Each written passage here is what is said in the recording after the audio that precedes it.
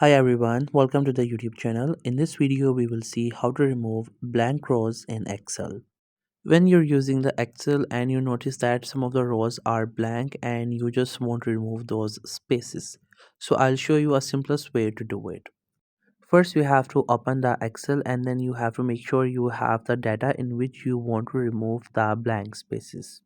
Here I have some data and within them you can see there are some blank spaces. So if you see the same thing as per you, so what you can do, like you cannot add anything up there because there's no data for it and you want to remove it but you don't get the option. You have to do it manually like removing every cell's data.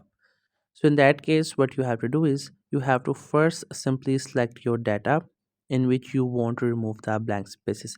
If you do a control A, then it will select the whole Excel. For that reason, you have to select the specific one and then press Control plus G from your keyboard and then you will see this pop up. You have to click on this special and then you have to click on blanks and after that click on OK. Then after that, press the Control minus from your keyboard. Then select this third option which is entire row and click on OK. And once you do so, you will see the blank rows will get removed.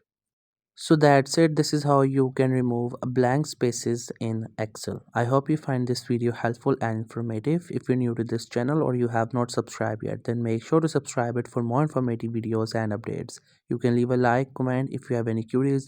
Feel free to ask. Thank you so much for watching the video.